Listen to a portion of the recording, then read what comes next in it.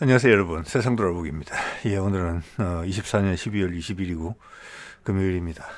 예, 어제 오늘 사이에 많은 좀 변화가 있었던 것 같습니다. 어제는 어떻게 보면 이제 한덕수가 법안들을 6개 거부하고 또 윤석열의 변호사 선임도 되지 않았다는 사람이라 아는 사람이라고 또 하네요. 그가 사실 거짓말로 점칠된 그런 기자회견을 했더랬어요. 그걸 또 많이 실어나는 언론들도 많이 있었습니다. 그런데 딱 하루가 지나자 오늘 갑자기 어떤 이야기가 나왔습니까? 한덕수가 경찰 조사를 받았다. 경호처장도 조사를 받았다. 그리고 국민의힘은 갑자기 꼬리를 내려요. 또 민주당이 사자는 거를 다 딴지를 열고 시간 끌기 하다가 꼬리를 내려요. 그 원래대로였다면 분위기를 계속 키워서 특검법까지 거부한다. 그래서 제가 어제 시간에 한덕수하고 무슨 모종의 거래가 있을 수 있다.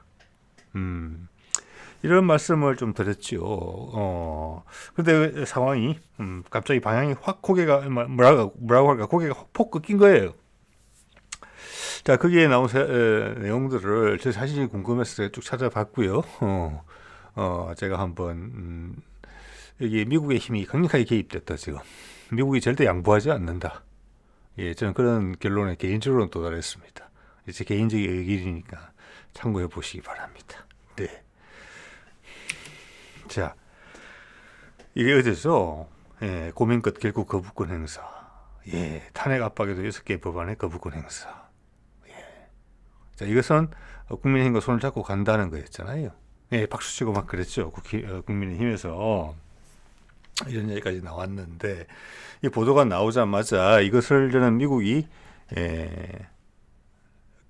어떤 큰 전환점이라고 판단을 했다고 봅니다. 이 틀을 막아야 되겠다. 얘들이 딴 길로 가려고 하는구나. 자, 그래서 지금 실력 행사에 들어갔다, 저는 그렇게 봅니다. 제가 처음 눈에 띈 게 이거였거든요. 단톡방, 계엄 당일날 국민의힘 단톡방이 노출이 됐어요. 그래서 여기 보면은 색출자를 찾자 막 이런 건데, 이것을 들여다보면 그때 국민의힘의 의원들이 얼마나 우왕좌왕했으며 소위 중진이라는 사람들 얼마나 존재감이 없었는지, 어설픈 모임인지 이런 것들이 이제 적나라하게 보여주는 그런 모습이어서 상당히 이제 충격이 있는 그런 내용이었어요. 근데 이 보도 출처를 보면은 TV조선 보도예요. 예, 조선이 이것을 왜 이야기했지? 예, 이런 거거든요. 그것도 지금 거의 시간상으로 봤을 때는 한덕수가 저런 거부하자마자 좀 이따 나온 거거든요. 예전에도 제가 그런 말씀 몇 번 드렸어요. 기억하시는 분들도 있으실 거라고 봅니다.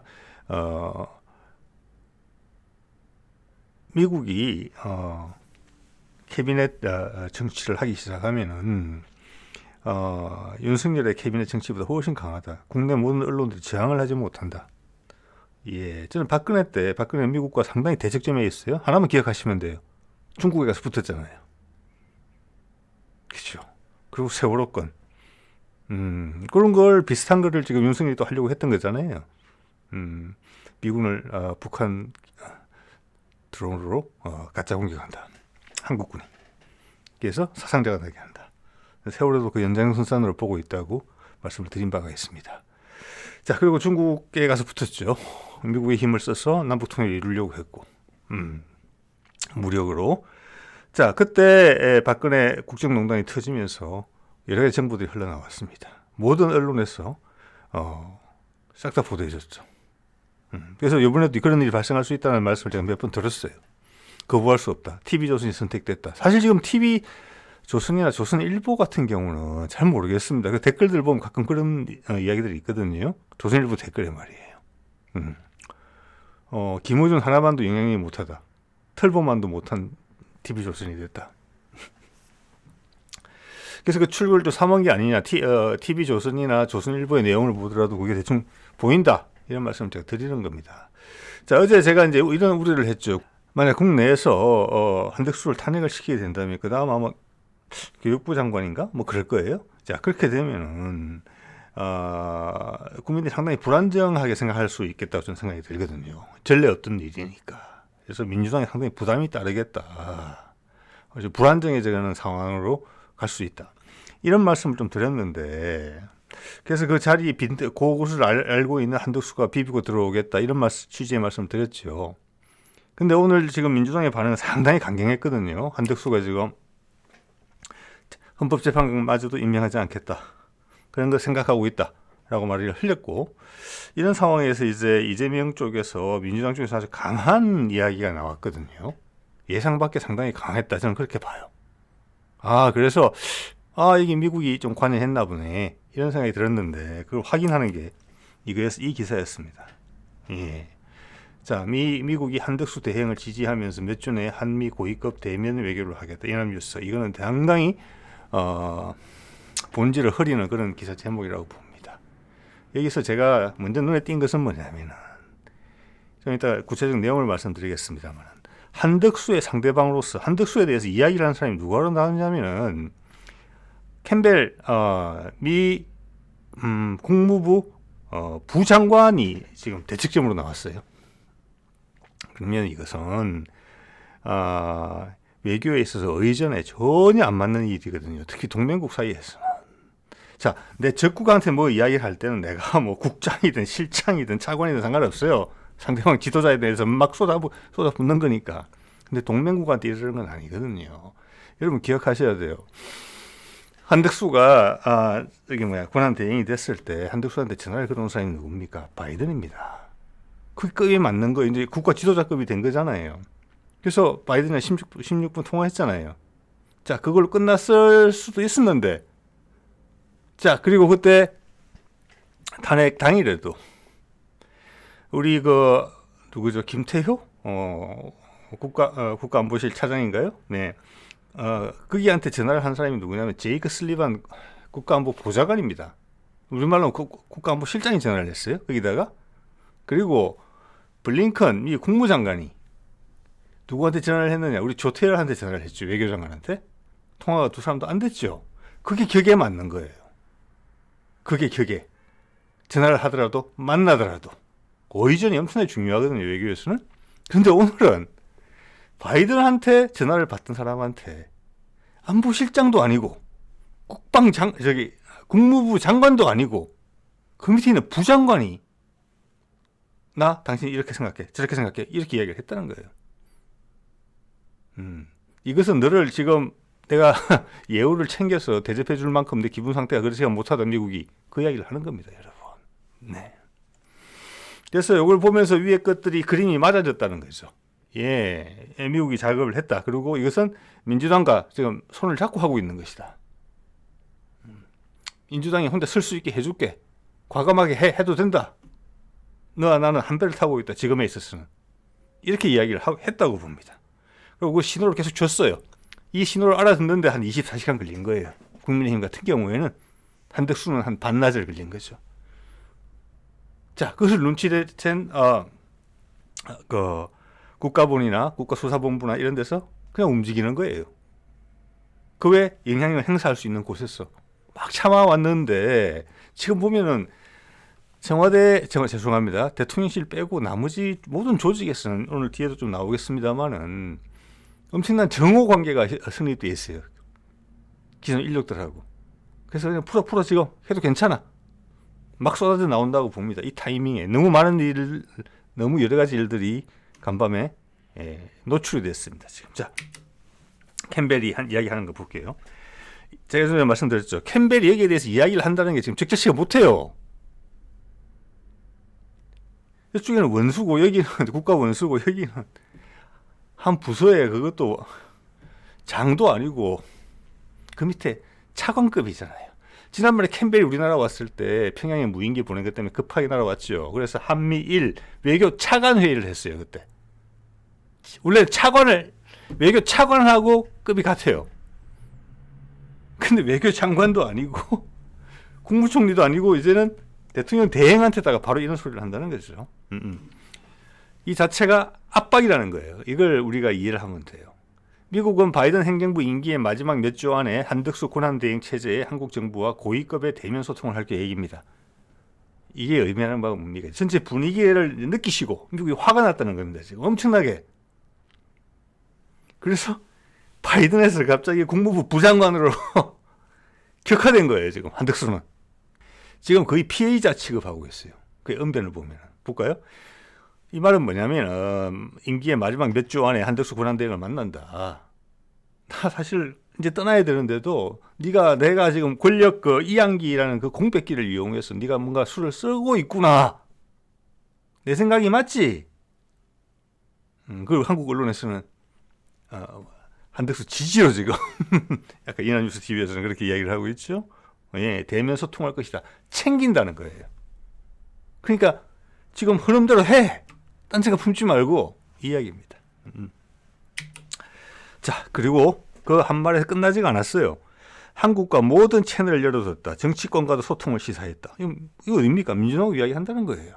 민주당하고 민주당 혼자서는 감히 결정하기에 정치적 부담이 있는 내용에 대해서 내가 미국에 강력히 지원해 주겠다. 이거 지원하는 방법 뭔지 아십니까? 더 이상한 수를 부리면 한덕수가 그냥 바이든이 한마디 해주면 돼요. 아니면 미국의 진짜 고위층이 와서 한국에 날아와서 예를 들어서 제이크 슬리반이나 국무부 장관 블링컨이 날아와가지고 민주당을 이재명을 지지하는 것처럼 대안이 여기 있다라고 악수해주고 사진 몇 장 찍어주면 끝이에요. 거기다가 트럼프가 몇 마디 거들면 해결이에요. 그냥. 그 다음 수순하면 그렇게 갈 겁니다. 지금은 이제 예비로 좀 풀었고요. 자, 그 얘기 다 한 거예요. 엄청난 압박이죠. 한덕수 군함 대행을 내가 잘 안다. 옛날에 뭐 주미 대사를 했기 때문에 그 다음 중요한 단어를 또 썼어요. 과도적 역할을 전적으로 지지한다. 이것은 방점이 어디에 찍혀 있습니까? 과도적이라는 거예요. 즉 이 말은 뭐냐? 미국 권력 공백기, 권력 이전기에 한덕수 네가 지금 이상한 생각을 하고 있구나. 제가 어제 말씀드린 것처럼 너 혹시 국민의힘의 대통령 후보가 되려고 하는 거 아니야? 왜 어제도 말씀드렸다시피 국민의힘은 불임정당이에요. 누군가를 더 모셔와야 돼요. 그런 생각을 전 미국도 했구나. 그래서 크게 혼내고 있다. 좀 이렇게 보는 것입니다. 감히 부장관이 우리 대통령 대행한테 이렇게 있는 거죠, 지금. 네. 자, 이것들이 판세를 확 바꿨고요, 간밤에. 그 다음 행동으로도 보여줬다고 생각을 합니다. 행동이 당연히 같이 따라오죠. 행동을 보여줬다고 봅니다. 예. 자, 그래서 어제 한덕수가 법안 거부하고 추가로 그래서 눈치를 싹 보면서 추가로 거부할 것 같은 인상을 풍겼고 윤석열은 그 변호인을 통해서 터무니없는 자기 입장을 이야기를 했죠. 힘을 붙여가겠다. 그런 모습들이 지금 관측이 됐지 않겠습니까? 미국 CIA가 뭐 한국에서 놀고 있겠습니까? 그래서 다시 균형추를 조금 맞추려고 그러는구나. 그걸 판단해서 확 자르러 들어왔다는 겁니다. 단수 친 거죠, 그러니까 미국의 힘으로. 자, 그래서 뭐 이런 이야기가 이제 다 나온 거죠. 명태균 어제 뭐 파일 몇 개 다 나왔다라고 우르륵. 자, 그게 터지는 시점 보세요. 건진법사 구속은 못 시켰지만 나왔죠. 공천 비리. 자, 명태균 건진법사 이거는 누구하고 많이 상관이 있느냐면은 김건희랑 좀 더 상관이 있어요. 김건희랑. 그래서 이 캐비넷은 미국의 캐비넷일 수 있어요. 아니면 나가려고 발버둥 치는 걸 억지로 막아놨던 걸 미국이 괜찮아. 뒤에 미국이 있다는 것만 보여주면은 지금 제보자도 그렇게 많이 나오는데 뒷일을 내가 감당해줄게. 뒤에 탈이 없을 것 같으면 그냥 막 나오는 거예요. 이 타이밍 딱 정확하게 보세요. 이 타이밍이 나와야 돼요. 경고성이라는 걸 보여줘야 되니까. 한 날 다 나온 이야기잖아요. 명태균 건진법사. 자, 네가 그렇게 소중히 여기는 김건희를 내가 칠 수 있다. 김건희가 이 모든 것에 뒤에 있다는 것도 미국이 알고 있다고 저는 생각을 합니다. 예. 자, 말씀드린 것처럼 갑자기 경찰이 한덕수 피의자 신분으로 조사를 한다. 예, 이게 하루 만에 이렇게 바뀔 수가 있습니까?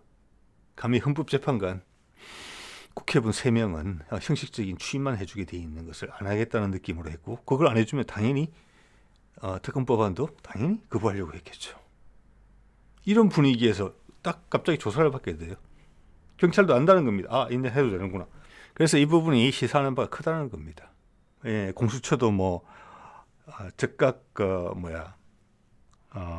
내란 혐의자는 구속영장 없이도 바로 잡을 수 있는데 안 잡고 뭐하냐 이런 야당 의원들 실타를 받아도 뭐 이러고 저러고 빠져나갔는데 전격적으로 되잖아요. 저 이 말을 한덕수가 조사를 받으면서도 느꼈다는 겁니다. 뭔가를. 그 미국의 그 캠벨의 말이 그렇구나. 그도 외교가에서 잔뼈가 굵은 사람이기 때문에 저도 느껴지는 부분을 그가 못 느낄 리는 없습니다. 아차 했겠죠. 너무 국내 상황만 신경 썼는데 미국이 이까지 신경 쓸 줄 몰랐다. 이걸 확인해 준 거예요. 미국 신경 엄청 쓴 거예요. 이 정권 교체기에. 그만큼 짜증이 엄청나게 났겠죠. 그래서 외교적인 절차나 경로를 다 무시하고 적절한 절차를 이야기하는 것입니다. 여기서는 의전에 관련된 거. 바로 국무부 부장관이 우리 대통령 권한대행한테 협박을 하는 거잖아요. 지금. 그리고 행동을 보여주잖아요. 내부가 따로 움직이잖아요. 이렇게. 민주당과 공유했다는 겁니다. 민주당은 그래서 강하게 밀어붙이는 거예요. 그러니까 하루 만에 이렇게 된 겁니다. 그리고 제가 자료를 준비하는 과정에서 잠깐 보니까 슬라이드 따로 만들진 않았습니다만은 그 도도하던 경호처장이 조사를 받은 것으로 되어 있어요. 오늘 보니까 자, 이게 미국의 입김이 없이 그게 가능하겠느냐? 자, 그래서 미국은 그렇게 판단했다는 겁니다. 이대로 놔두면 버티면서 어떻게 반전 카드를 모색하려고 하겠구나. 거기다가 한덕수까지 끼면서 이게 복잡하게 되겠구나. 이걸 뒤틀면서 빠져나가려고 하는구나. 그래서 자르러 들어왔다. 그래 보고요.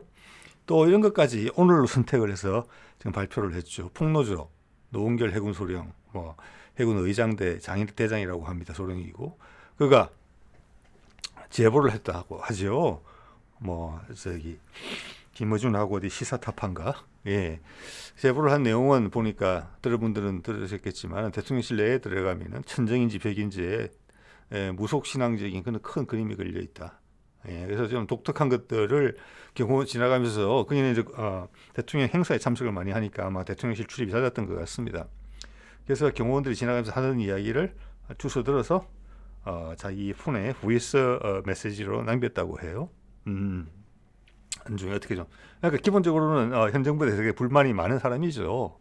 그리고 그의 아파트 근처에 군인 아파트겠죠. 아파트 근처에 있는 해군 호텔에 임성근 전 사단장 최상병 사건. 그 사람이 왔다 갔다 하면 사람들 만나는 모습이 포착될 때마다 사진을 찍었다. 자, 그게 걸려서 어떤 기관에 누구한테 걸렸는지는 모르겠지만 자기들을 추적했다. 사찰을 하고 이 사람을 폭행을 해서 지금 이 사람이 허리뼈가 하나 부러지고 왼쪽 손목도 부러진 상태입니다. 그게 10월 22일 날. 지난 10월 22일 날 그렇게 됐다고 해요. 그리고 이 사람 부인하고 딸아이가 2살짜리가 있는데 거기 얼굴에 큰 상처를 남기겠다. 여자애한테. 부인은 네가 보는 앞에서 내가 성폭행하겠다. 협박을 했다고 하죠. 이걸 오늘 날짜를 골라서 지금 나온 거예요. 아까 명태군 이야기들하고 다 섞어서 여기도 역시 김건희가 들어있어요. 이건 타이밍을 적절히 골랐다. 내가 이 말을 할 때 가장 임팩트가 있을 때 가장 효과적일 때를 골라서 하는 거잖아요. 주위에 제한도 있을 것이고 이날 하면은 네 목소리가 가장 크게 들릴 거야. 오늘 선택했다는 거예요. 이 모든 일이 다 하루에 벌어진 거예요. 자, 여기서 눈이 또 특히 가는 부분이 김건희가 거액을 주고 샀다고 경호원들이 이야기를 했다는 그 벽화 같은 거예요. 그러니까 큰 모르겠습니다. 큰 부적 같은 건지는. 자, 그게 어떻게 연결이 되느냐 하면은 여러분 이거 이제 아시는 분 대부분 다 아실 것 같습니다. 1군단의 이 기갑 여단장이 이 계엄 시도에 주요 인물로서 들어왔을 가능성이 높다는 이야기가 지금 나오고 있고 휴가를 내고 계엄 날 3일 날하고 4일 날 휴가를 내고 군단장한테 1군단에 속해 있거든요. 1군단에 있는 2개의 기갑여단이 있습니다. 2기갑여단이 있고 아마 30기갑여단인가. 이 사람이 문상호 정보사령관의 육사 동기입니다. 그래서 대기를 하고 있었다. 자, 이것은 계엄이 계속 진행이 됐더라면은 사람들이 시위를 많이 했을 거잖아요. 그걸 진압하기 위해서 과거에도 쿠데타하면 탱크가 들어왔어요. 위압감이 있으니까. 부대의 위치는 파주입니다. 제일 가까운 곳에 있어요. 이 부대에는 3개 전차대가 있어요. 각 전차대들은 한 40대 남짓의 전차가 있거든요. 그러니까 한 수십 대, 140, 50대 정도의 전차를 보유하고 있는 장갑차도 있고 자주포도 있습니다. 상당한 전력을 가진 그런 기갑여단이에요.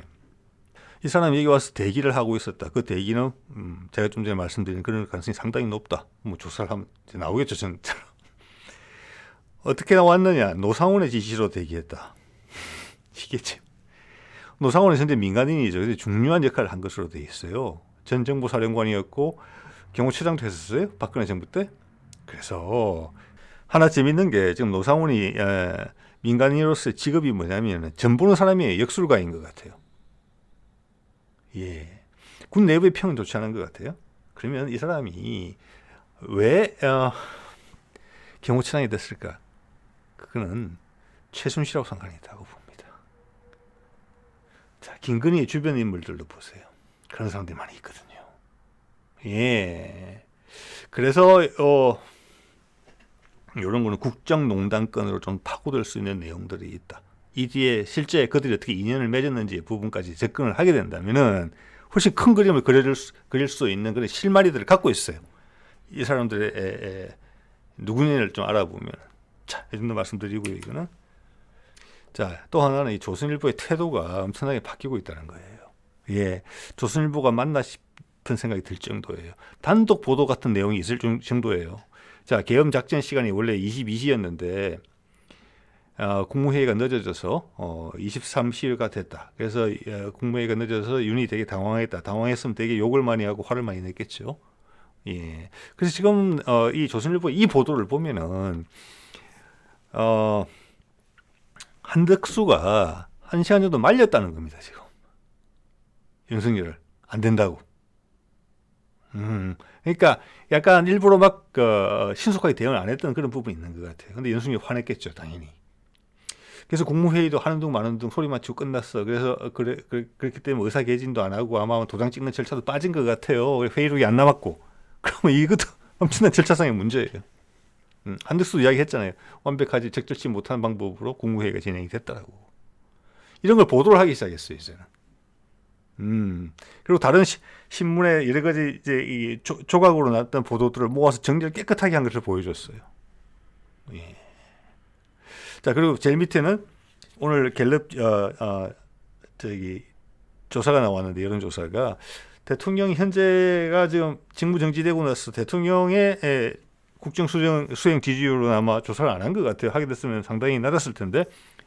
자, 민주당은 최고 역대 이번 정부 들어서 역대 최고로 높은 지지율을 받았대요. 48%. 국힘은 제일 낮은 2배 차이가 나게 됐어요. 자, 이런 그림은 상당히 누가 보더라도 엄청나게 지금 상황이 불리하게 돌아가고 있구나. 이런 태도도 어제 오늘부터 확 바뀌기 시작하는 거예요. 지금 이게 이 정도 아니었거든요, 절대로. 예. 그래서 이런 내용까지 친절하게 정리를 해줬어요. 아주 구체적이에요.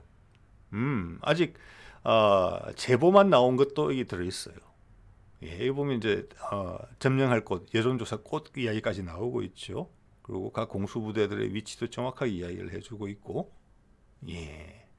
그리고 여기 또 무슨 내용까지 있느냐 하면은 오후 7시에 삼성동 안가에서 미리 만났다. 그리고 파주의 이 기갑여단도 여기에 한 부분으로서 들어오게 돼 있다. 이런 내용까지 다 그려져 있어요. 지금 여기에. 예.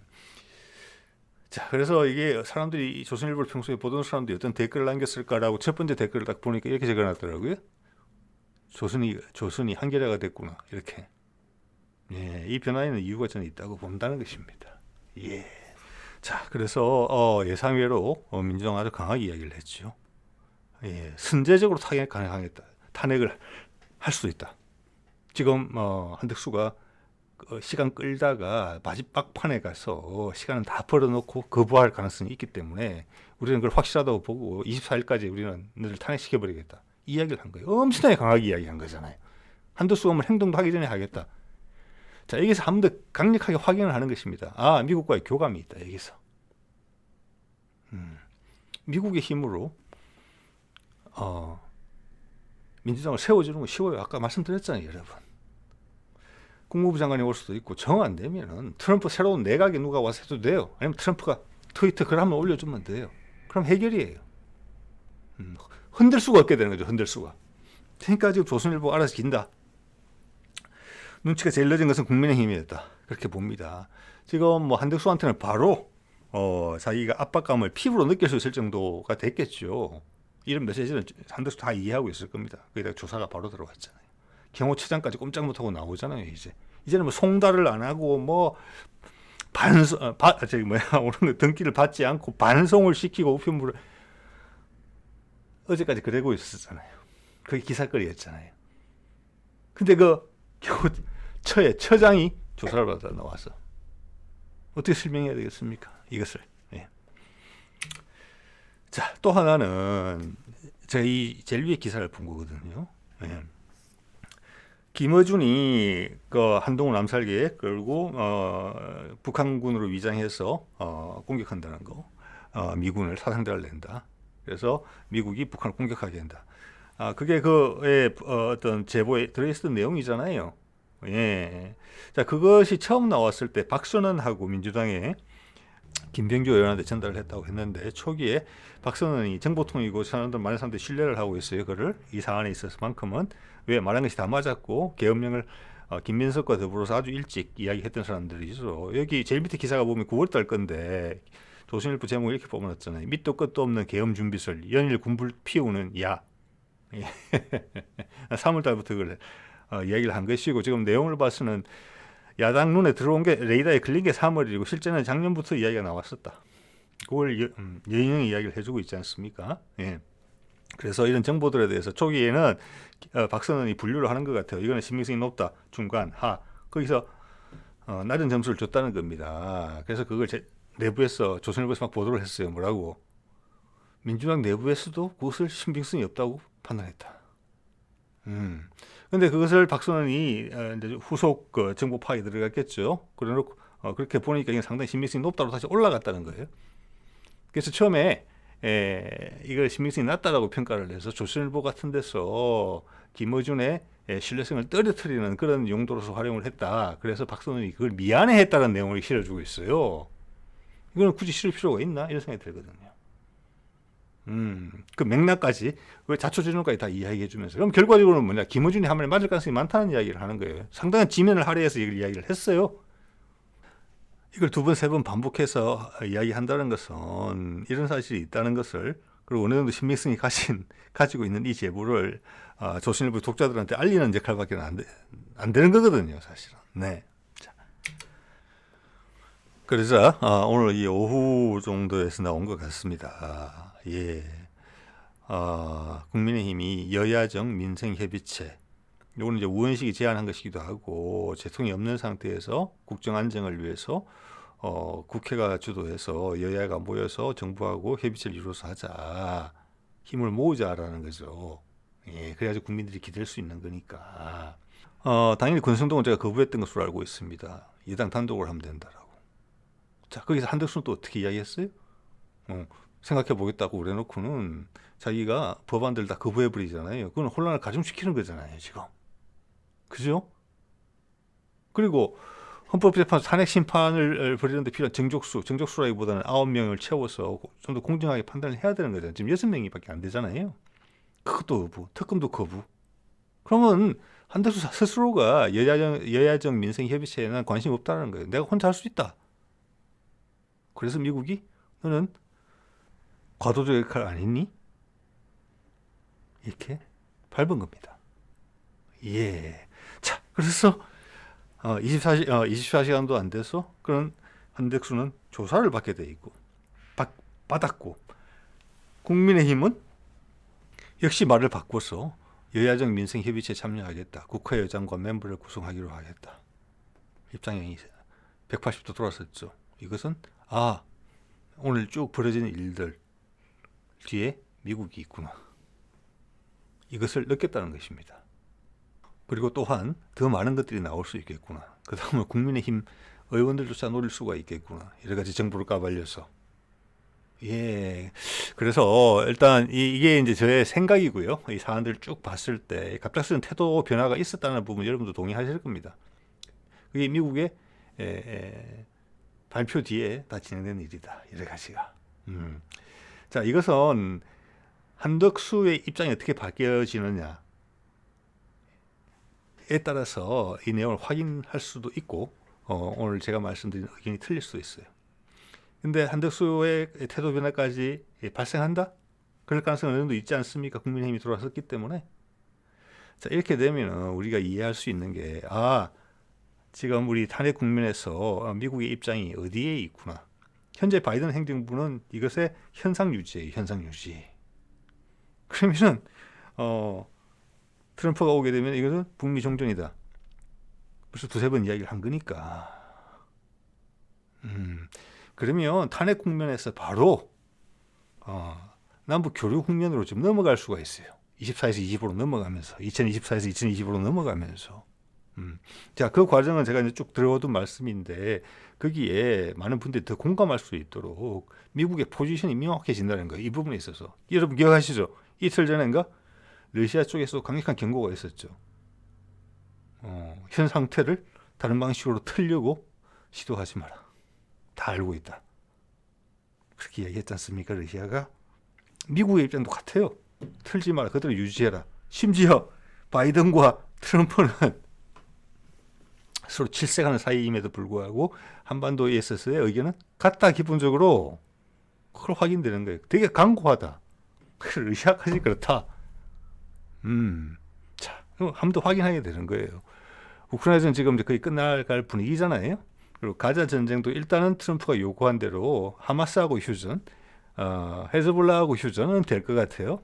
그리고 그 인질들 데려오고, 근데 물론 이스라엘이 지금 시리아에서도 장난을 치고 있지만 그것은 트럼프가 요구하지 않은 거니까 그렇게 잔머리에서 빠져나가거든요. 어쨌거나 그런 상황에서 우리는 바로 러시아하고 미국이 화해를 하게 되면은 한반도에서 바로 불똥이 튈 수 있다. 뭐 좋은 쪽으로의 느낌입니다. 불길이 확 타오를 수 있다. 탄핵 국면에서 남북 화해 국면으로, 남북 교류 국면으로, 비핵화 국면으로. 예. 자, 그렇게 되면은 물론 한덕수를 먼저 봐야 되겠지만 한덕수까지 태도 변화를 보인다? 그러면 윤석열이 어떻게 대응할 것인가? 김건희는 어떻게 대응할 것인가? 그냥 안 물러났다고 저는 봅니다. 예. 자, 그건 그 다음 국면인 것 같아요. 자, 오늘 이 정도 말씀드리겠습니다. 네.